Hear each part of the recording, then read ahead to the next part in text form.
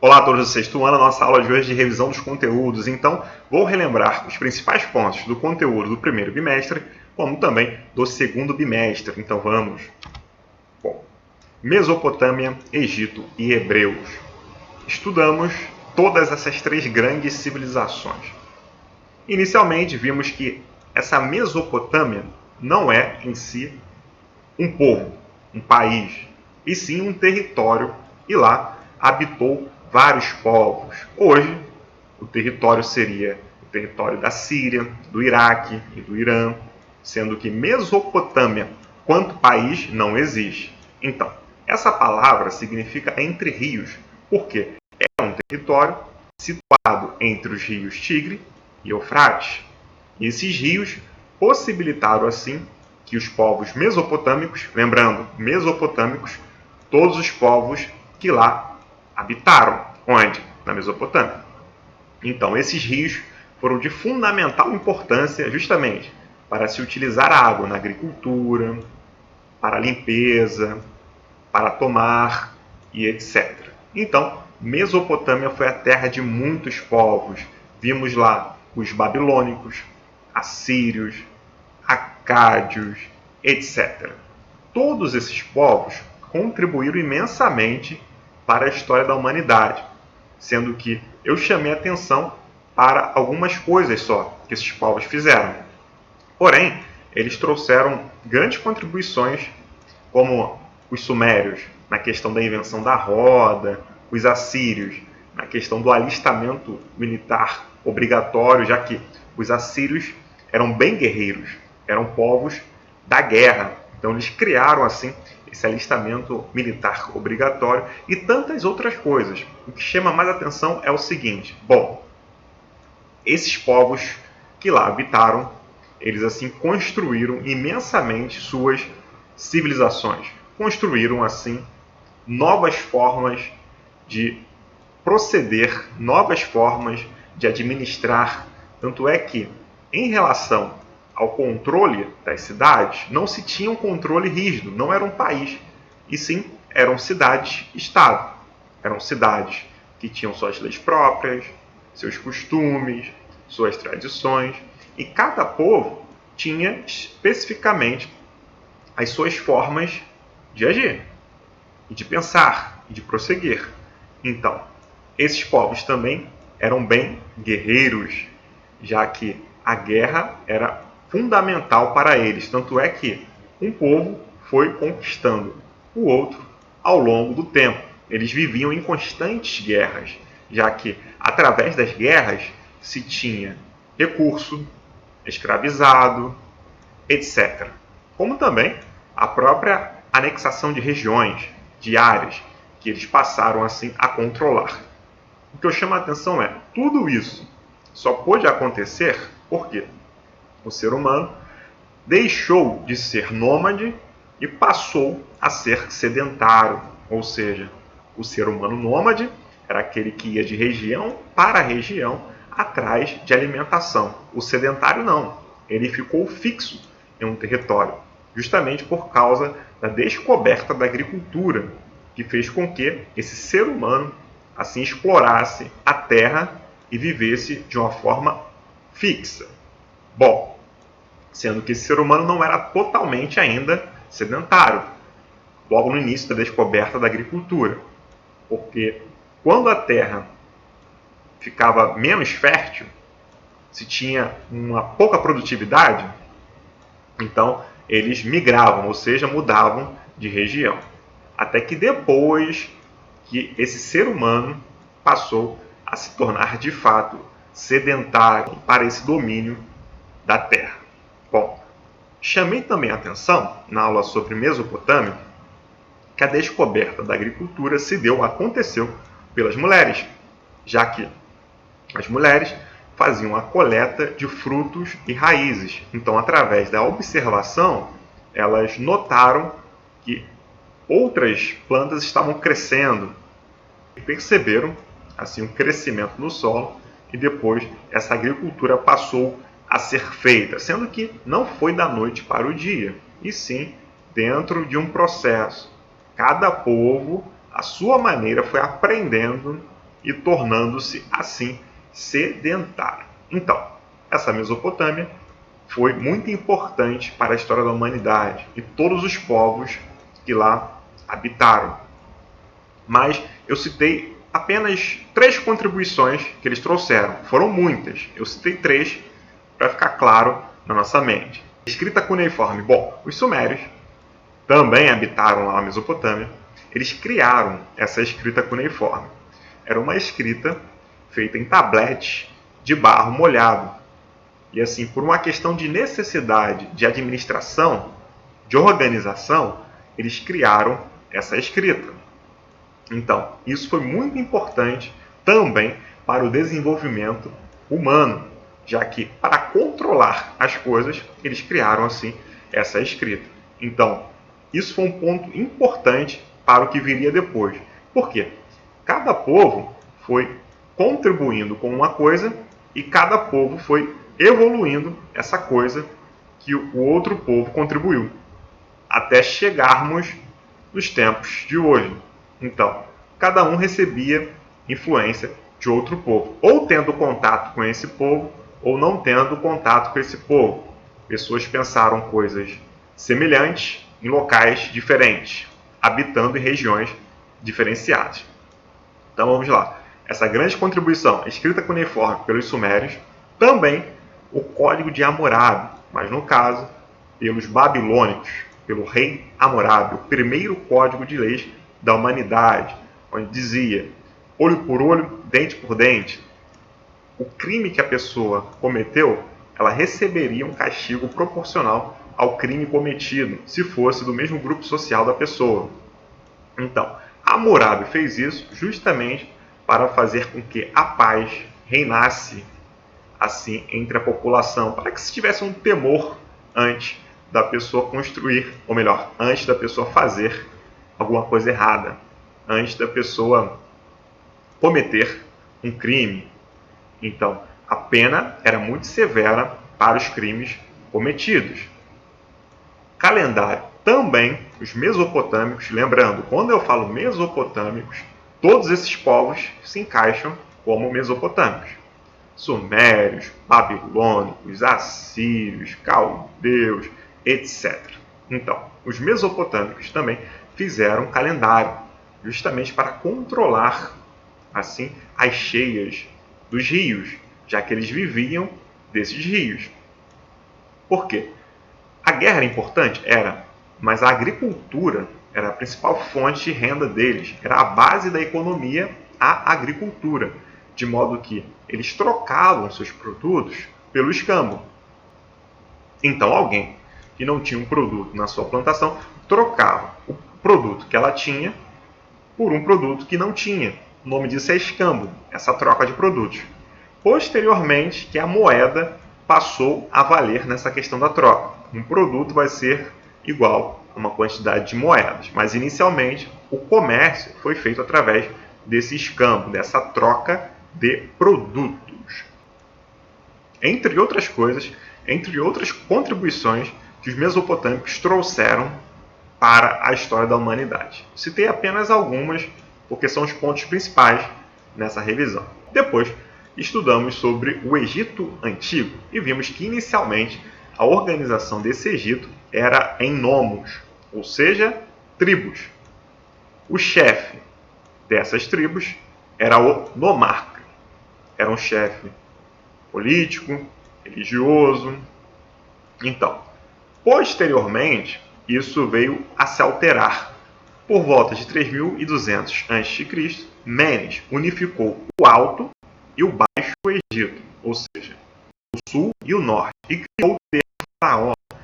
E vimos vários períodos políticos dessa história do Egito. O Antigo Império, o Médio Império, o Novo Império. Cada período desse teve uma característica específica. Todos esses povos eles foram aprendendo um dia de cada vez e foram assim se desenvolvendo. Então, os egípcios também contribuíram, algumas contribuições escritas, diferentemente da Mesopotâmia.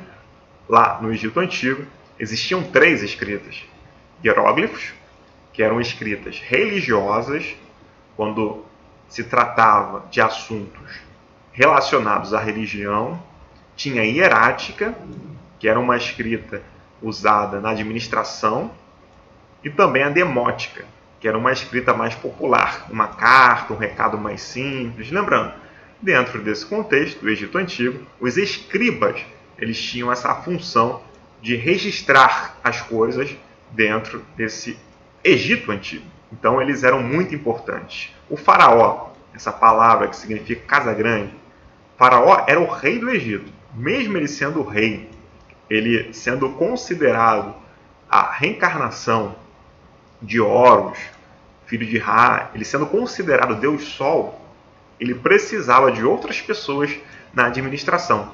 Então, os escribas ajudavam bastante nessa administração, como os vizires também. Todos eles eram importantes assim no desenvolvimento desse Egito. Outra contribuição, a crença na vida após a morte, vimos isso também. Os egípcios acreditavam que quando a pessoa morria, essa pessoa passaria pelo tribunal de Osíris, de modo que, se o coração dessa pessoa fosse mais leve do que uma pena, ela viveria o outro plano. Caso contrário, se o coração dessa pessoa fosse mais pesado que uma pena, ela seria devorada e nunca mais seria lembrada. Tanto é que os egípcios mumificavam seus mortos.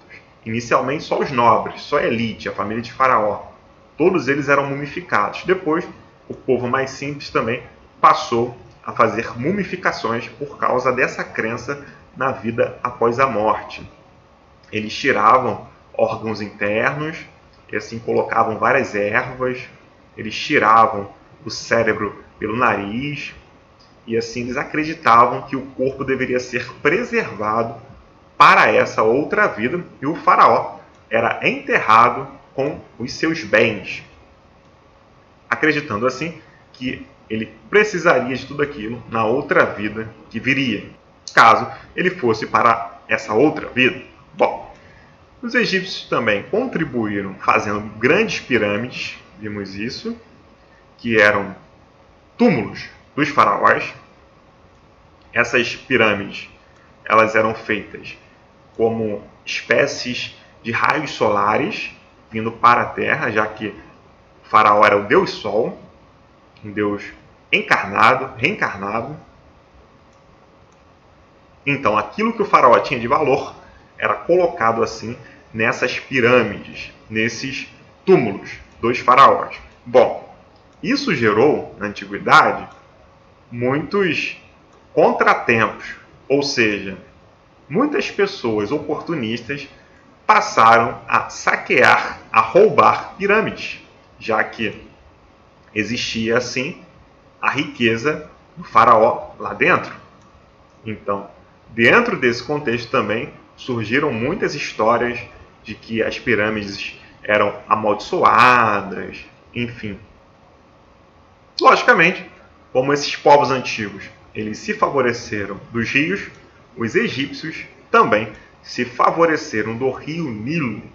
Rio Nilo fez com que essa população se desenvolvesse. Graças ao rio Nilo, essa sociedade pôde assim se desenvolver. Depois, estudamos um pouco sobre os hebreus e vimos a origem e a tradição. Por quê? Segundo a Torá para os judeus ou hebreus, são os 5 primeiros livros da Bíblia: Gênesis, Êxodo, Levítico, Números e Deuteronômio. Então, boa parte da história desse povo hebreu se encontra na Bíblia como um todo.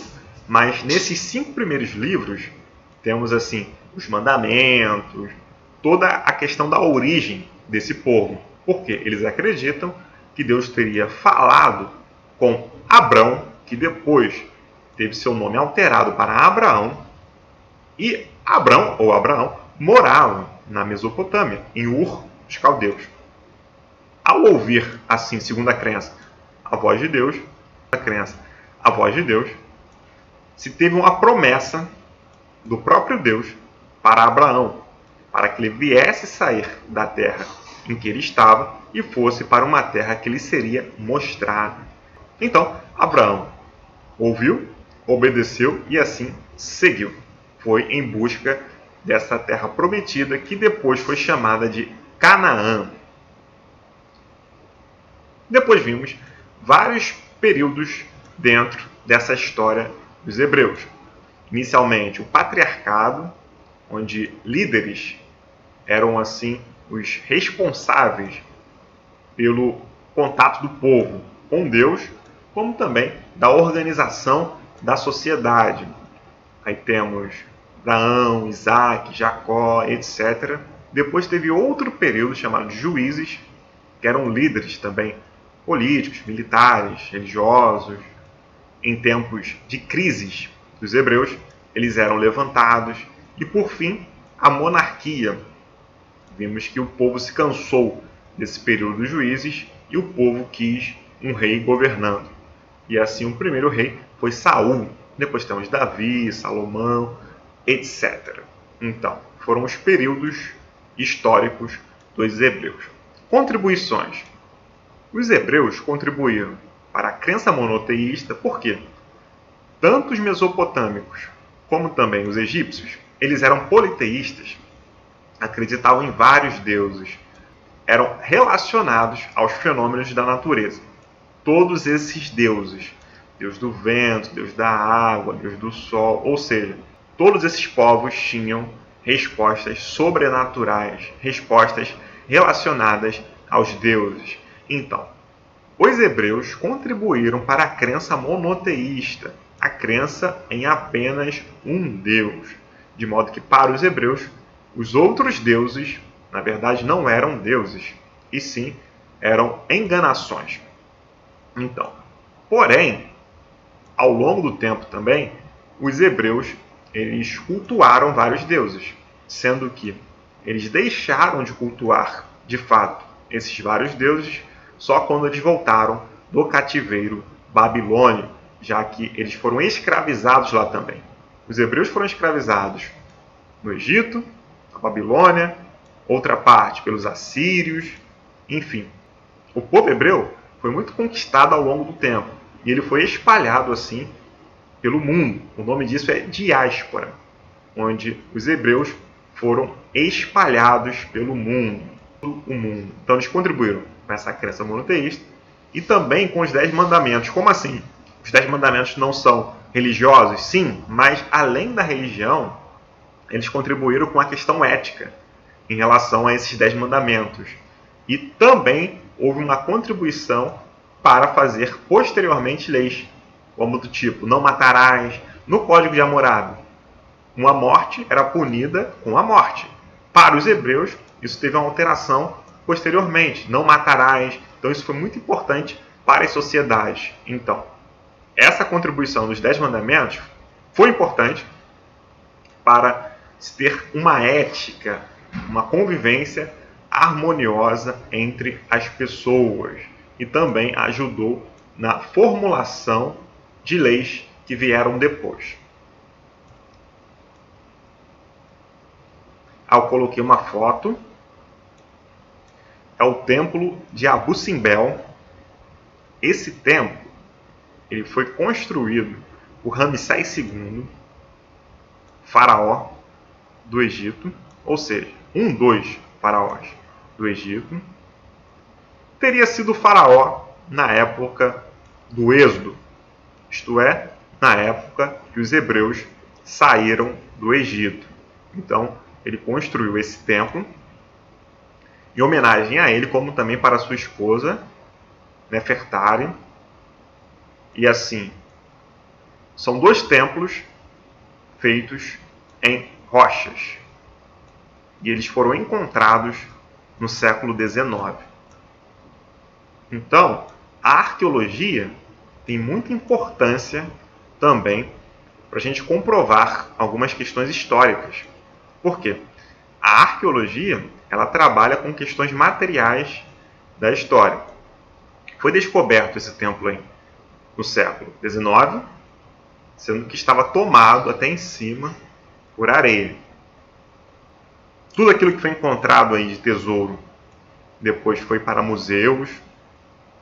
Então essa arqueologia tem muita importância para a gente comprovar materialmente, fisicamente, algumas questões históricas, porque sem isso realmente ficaria muito mais vago, sem isso ficaria muito mais dentro de hipóteses.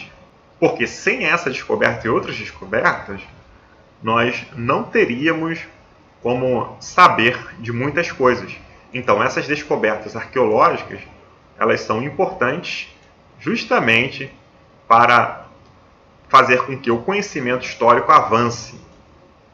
Então os arqueólogos sempre se dedicam e buscam assim fazer novas descobertas que contribuem para o crescimento histórico, como também contribui para o conhecimento, o crescimento desse conhecimento para a humanidade.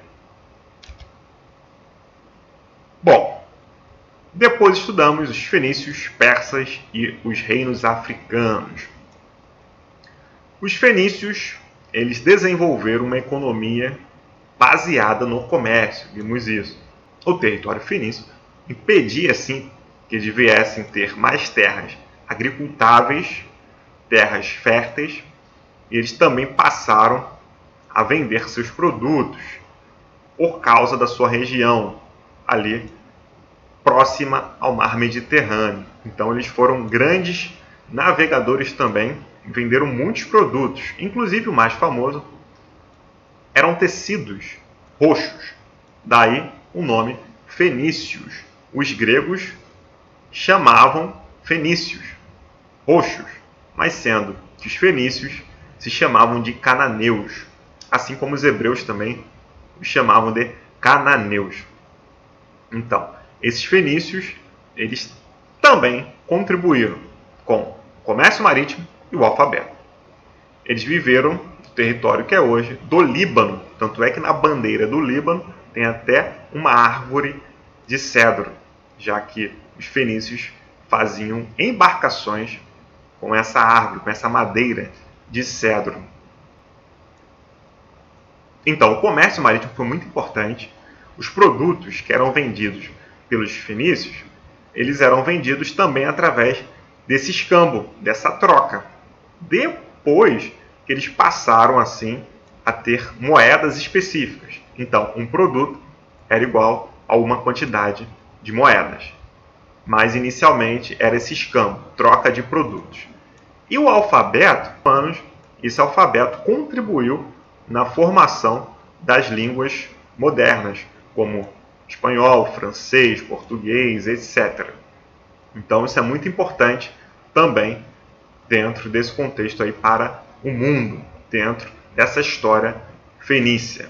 Depois dos fenícios, estudamos um pouco sobre os persas. Os persas hoje seriam os iranianos, ou seja, o país Irã. Então, eles construíram também um grande império.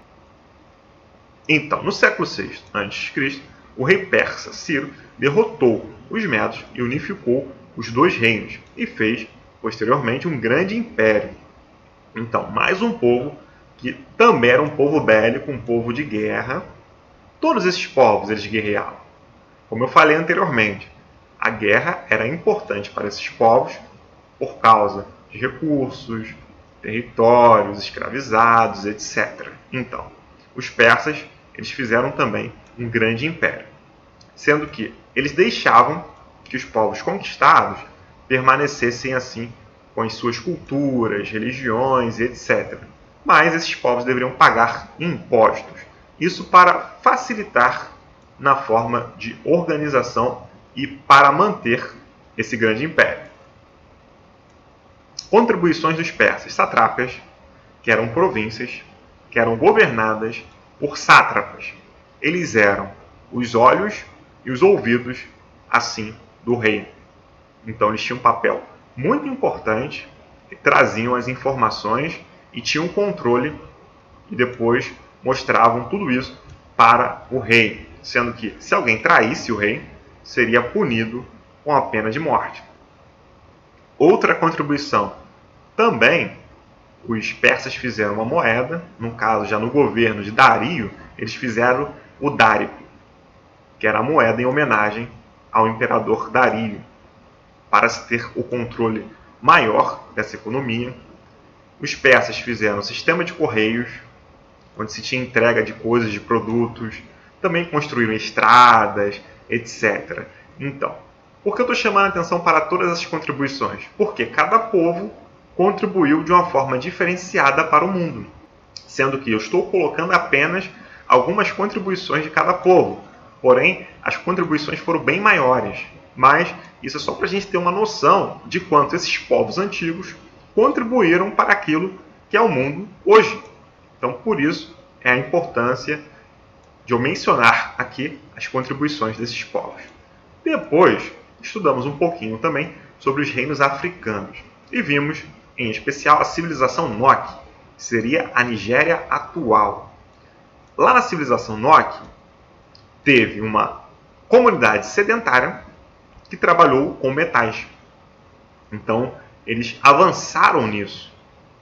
Foram os precursores, os primeiros, dentro desse contexto, de se trabalhar com metais. Isso é chamado de Idade dos Metais. Por quê? Anteriormente, os instrumentos eram feitos de pedra, lá no Paleolítico. Depois, isso foi evoluindo. Pedra lascada, pedra polida, até mesmo ossos de animais.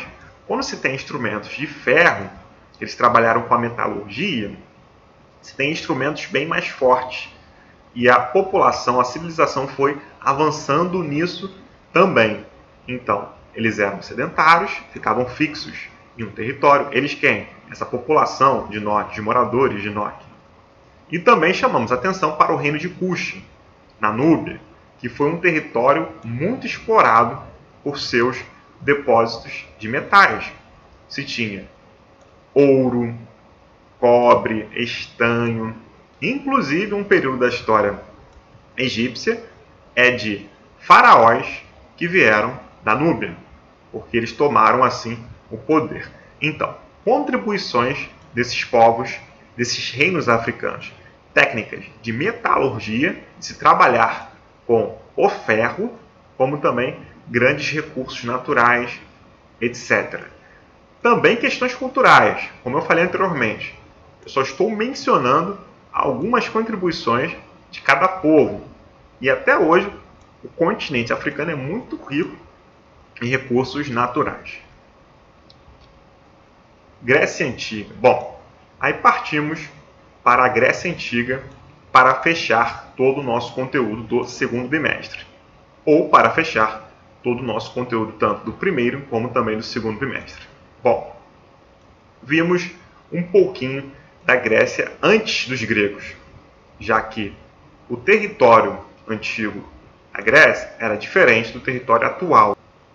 Vimos isso, que eles eram espalhados assim naquele mundo antigo. A civilização cretense, que foi uma civilização que construiu bastante palácios. Então, a origem de tudo ali dos gregos começou com a civilização cretense, na ilha de Creta. Depois vimos os aqueus também conquistar outra parte e fizeram a civilização micênica. Aí eles também fizeram comércio marítimo, assim como os fenícios. Vimos que eles tiveram reis, também fizeram palácios, etc. Então, esses povos deram assim a origem aos gregos, a República Helênica, porque os gregos eles se chamavam de helenos, os romanos que chamavam os gregos de gregos. Então houve esse contato dos gregos com vários povos e assim essa Grécia Antiga foi formada. E dentro dessa Grécia Antiga, a organização, posteriormente, foi uma organização de cidades-estado. Por que posteriormente? Inicialmente eles viviam em clãs, em tribos.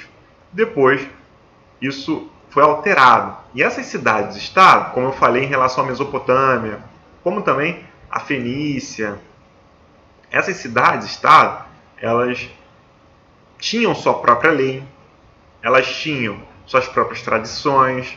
Então, como acontecia na Mesopotâmia, na Fenícia, essas cidades-estados eram livres e independentes. Na Grécia acontecia a mesma coisa. E Atenas e Esparta foram duas grandes cidades-estado gregas. Existiam várias. Então, vimos várias características diferenciadas em relação à cidade-estado de Atenas e à cidade-estado de Esparta. Tanto na educação, por exemplo, em Atenas, as meninas não aprendiam a ler nem a escrever, elas cuidavam das questões domésticas, dos afazeres domésticos. Os meninos já aprendiam a ler, a escrever, tocar instrumentos. Em Esparta, os meninos, desde cedo, já eram separados a fim que viessem ser militares. Tanto é que eles tiveram um exército muito forte. As mulheres também treinavam, mas elas treinavam para que tivessem filhos fortes. Então, cada cidade-estado era diferente da outra. Vimos também que na relação política as coisas elas foram bem diferentes. Durante muito tempo foram várias formas políticas que aconteceram em Atenas, até que chegou aquilo que foi chamado de democracia, que significa o governo do povo, sendo que nem todos participavam. Mulheres não eram consideradas cidadãs, escravizados, estrangeiros, apenas homens que governavam.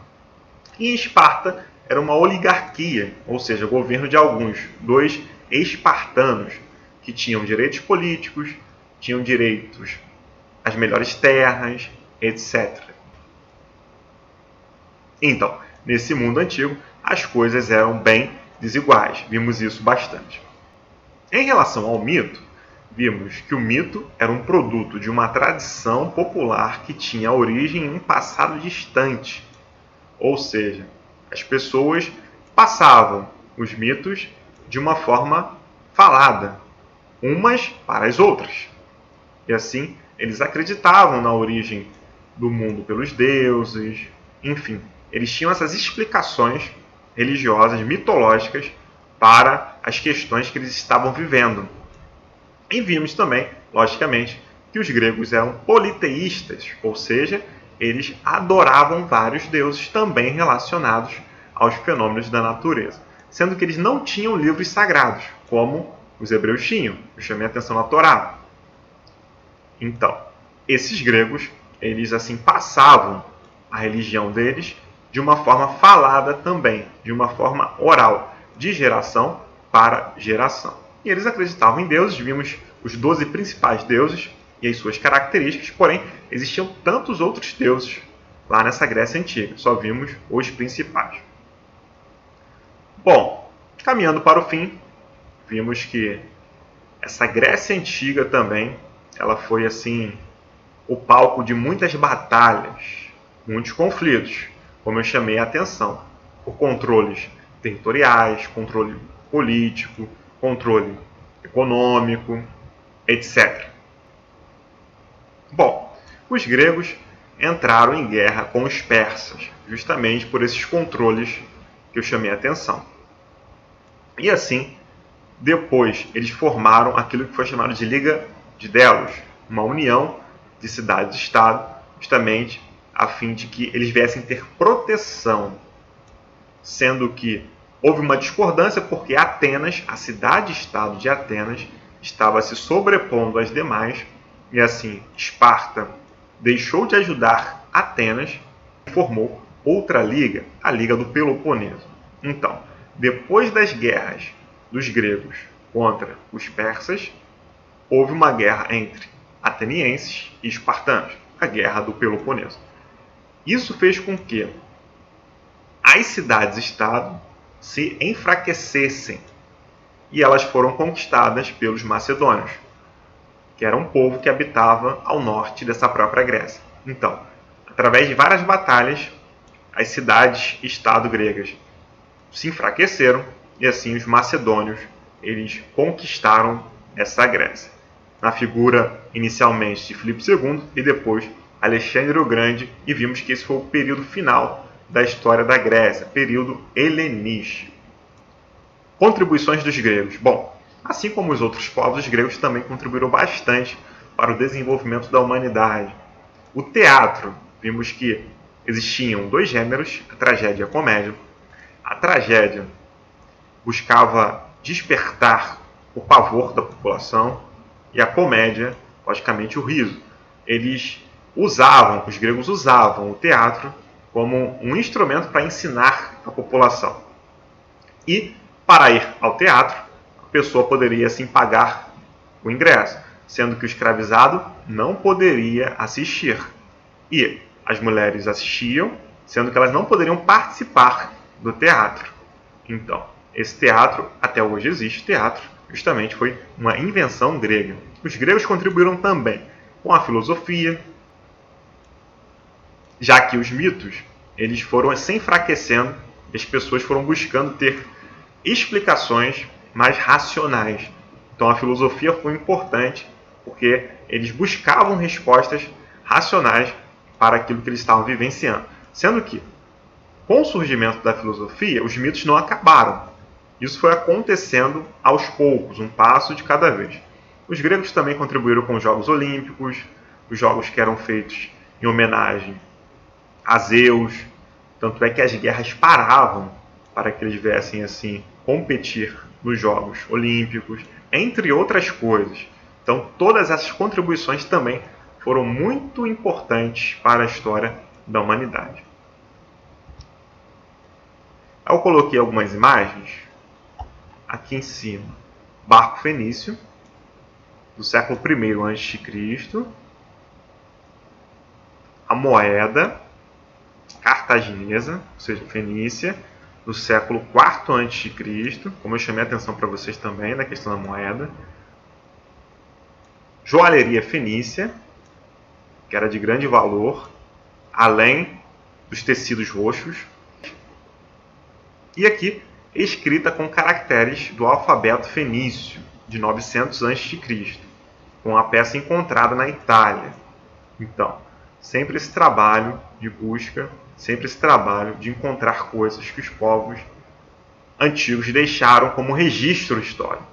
Não porque eles quiseram, e sim porque essas coisas elas foram descobertas através das pesquisas, através da arqueologia, e a gente consegue compreender um pouco melhor o mundo antigo tendo esses objetos, tendo a comprovação material da existência desses povos. Aí é uma escultura da civilização Nok, que seria a Nigéria, também encontrada pela arqueologia.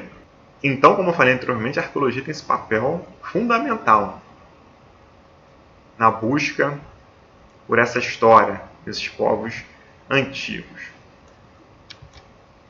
E aqui uma observação é o símbolo da Organização Mundial de Saúde, OMS.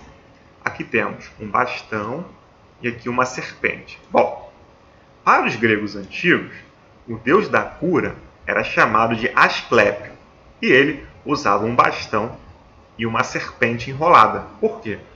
Os gregos acreditavam que a serpente, a pessoa assim se curaria através do veneno dessa serpente.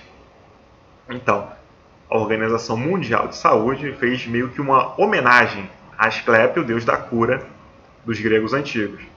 Isso é para a gente ver que a história está presente nos dias de hoje, como eu chamei a atenção também em outras aulas, através de símbolos como esse, através de videogames, jogos, através de séries, filmes, desenhos.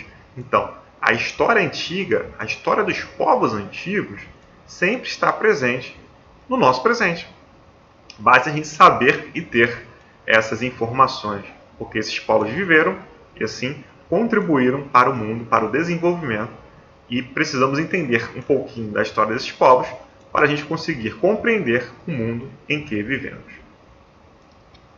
Enfim, bom gente, espero que tenha ficado claro e até o próximo vídeo. Valeu!